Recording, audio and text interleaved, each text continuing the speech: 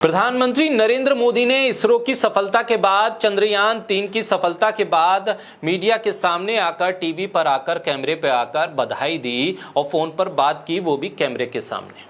Phone पर तो बात कर रहे थे लेकिन सारी रिकॉर्डिंग तो कैमरे में हो रही थी। तमाम जितनी भी सफलताएं थी उन सफलताओं को लेकर श्रेय तो अब प्रधानमंत्री मोदी को भी दिया जा रहा है। कहा जा रहा है कि 70 सालों में जितना ध्यान इसरो पर किसी और प्रधानमंत्री ने नहीं दिया, प्रधानमंत्री नरेंद्र मोदी ने दिया, जिसकी वजह से चांद तक भारत पहुंच गया।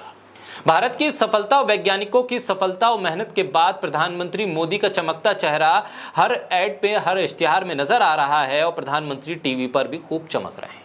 लेकिन क्या आपको पता है, इसी इसरो के बजट में मोदी सरकार ने जो कटौती की थी उसकी वजह से चंद्रयान का ये मिशन खतरे में पड़ सकता था।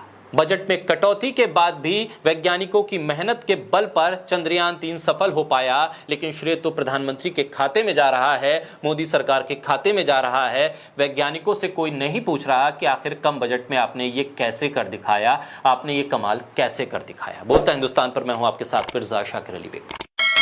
इसरो के बजट में कटौती हुई। मानव मिशन जैसे महत्वपूर्ण अंतरिक्ष कार्यक्रमों पर काम कर रहे इसरो के बजट में कटौती चौंकाने वाली थी। बजट में इसरो के लिए 12,543 करोड़ का बजट आवंटित किया गया, जबकि इससे पहले यह बजट 13,700 करोड़ रुपए का था, यानी बजट घटा दिया गया।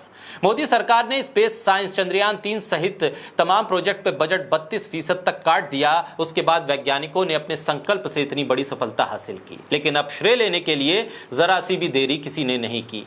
क्या अब इस बजट की कटौती को वापस करते हुए वैज्ञानिकों से माफी मांगेगी मोदी सरकार? क्या वैज्ञानिकों को इस विराट उपलब्धि के लिए कोई स्पेशल प्रमोशन, स्पेशल पैकेज या इसरो के लिए कुछ स्पेशल आवंटन किया जाएगा?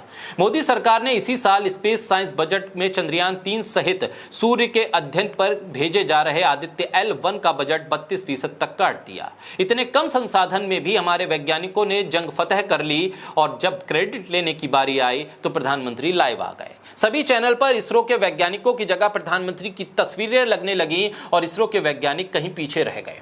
इसरो के वैज्ञानिकों के फोटो हटा दिए गए और प्रधानमंत्री की तस्वीरों को लगा दिया गया। यह दिन रात उस इसरो के कर्मचारियों की मेहनत का नतीजा है जिन्हें 17 महीने से सैलरी नहीं मिली। जी हां, रांची में हेवी इंजीनियरिंग कॉरपोरेशन के इंजीनियर्स को 17 महीने तक सैलरी नहीं दी गई, जबकि जानकारी यह भी है कि रांची के इसी कॉरपोरेशन के कर्मचारियों ने इसरो के इस सफल मिशन के लिए बेस बनाया था। इस कंपनी में 2700 कर्मचारी और 450 अधिकारी हैं। इस कंपनी ने चंद्रयान-3 के लॉन्चिंग पैड को तैयार किया। इसका ऑर्डर कंपनी को इसरो ने दिया था। HEC इंजीनियर्स अपने घर और रिश्तेदारों से उधार लेकर अपने घर का खर्चा चला रहे थे, लेकिन फिर भी उन्होंने तय समय से पहले इसरो को लॉन्चिंग पैड दे दिया। और आज ये मिशन जब सफल हो गया, सफलता मिलते ही सब कैमरे के सामने आने लगे, फोन पर बात करने लगे, हंसने और मुस्कुराने लगे। लेकिन जब सैलरी नहीं मिल रही थी, सैलरी नहीं दी जा रही थी, तो किसी ने भी इन कर्मचारियों के परिवार वालों से इनकी परेशानी के बारे में नहीं पूछा था। सफलता मिलते ही प्रधानमंत्री भी सामने आ गए और वाहवाही प्रधानमंत्री की होने लगी, लेकिन इसरो के कर्मचारियों से लेकर इस मिशन के लिए लॉन्चिंग पैड बनाने वाली कंपनी के कर्मचारियों तक सभी ने किस तरह से आर्थिक नुकसान को झेला है, आर्थिक कटौती को झेला है, कितनी परेशानियों को झेला है, उसके बाद यह सफलता हासिल की है, इस बारे में किसी ने कुछ सोचने की जरूरत महसूस नहीं की। क्या मोदी सरकार इसका प्रायश्चित करेगी और इन तमाम कर्मचारियों को उनकी बची हुई सैलरी भी वापस करेगी, ऊपर से कुछ प्रोत्साहन राशि और बोनस भी दिया जाएगा? सवाल इस बात का है कि हम सफलता और श्रेय लेने के लिए तो आगे आ जाते हैं, लेकिन कठिनाई के वक्त क्यों साथ खड़े